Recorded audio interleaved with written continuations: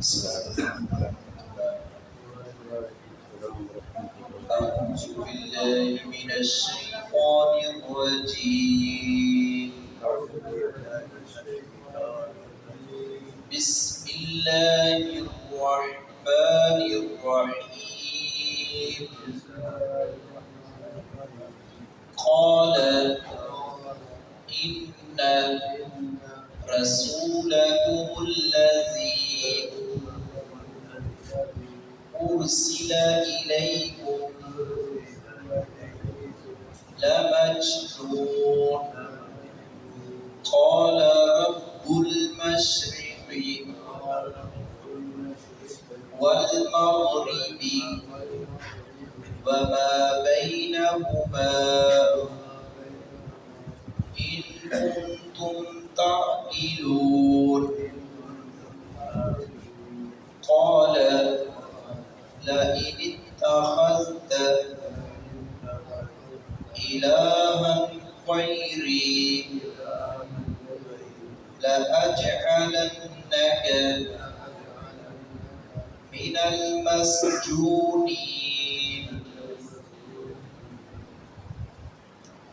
جب حضرت موسیٰ علیہ السلام نے باتوں میں فرعون کو لاجواب کیا جو خدائی دعویٰ کرتا تھا اور اپنے آپ کو سب سے بڑا پالنہار اور رب کہتا تھا، تو اللہ رب العزت کے حکم سے حضرت موسیٰ علیہ السلام کو یہ اللہ نے خاص توفیق دی، انہوں نے بات کی تو وہ لاجواب ہو گیا۔ جب کوئی جواب نہ آیا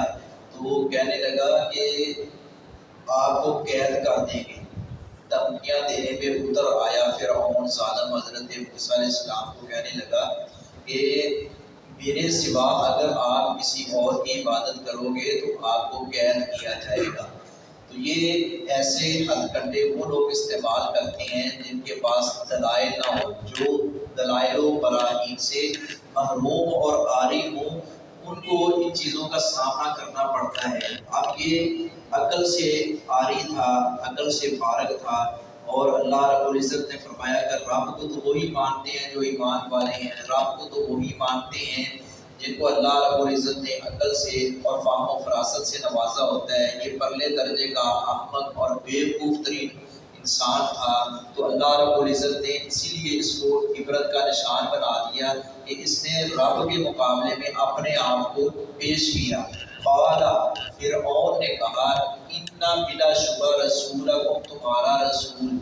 اب حضرت موسیٰ علیہ السلام کے حواریوں سے اور حضرت موسیٰ علیہ السلام پر ایمان لانے والے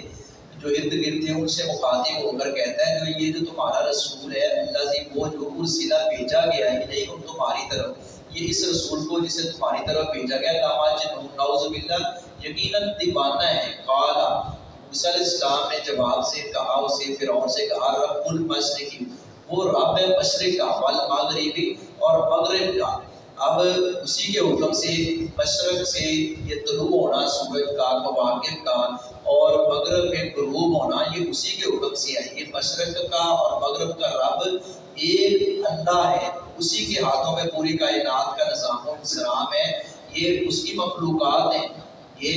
پوری دنیا کو روشن کرتی ہیں، لیکن یہ بھی خالق نہیں ہے، یہ بھی مخلوق ہے۔ خالق اکیلا رب العالمین ہے، وما اور ان کا جو بینہما دونوں کے درمیان ہے، مشرق و مغرب کے جو درمیان میں ہے ان سب کا رب وہی ہے۔ ان کنتم تعقلون، اگر ہو تم عقل رکھتے۔ قال فرعون نے کہا لئن، البتہ اگر اتخذ تو نے پکڑا الہ کوئی اور معبود، اگر تو نے کوئی اور معبود پکڑا، موسیٰ علیہ السلام سے مخاطب ہو کر کہتا ہے غیری، میرے سوا، یعنی مجھے معبود مانو، میری عبادت کرو، اگر میرے سوا کسی اور کی عبادت کرو گے لأجعلنک، تو البتہ ضرور بنا دوں گا تجھے من المسجونین، قیدیوں میں سے، پھر قید کر لیا جائے گا، گرفت اور پکڑ ہوگی۔ تو یہ دھمکیوں پہ اتر آیا وما علیہ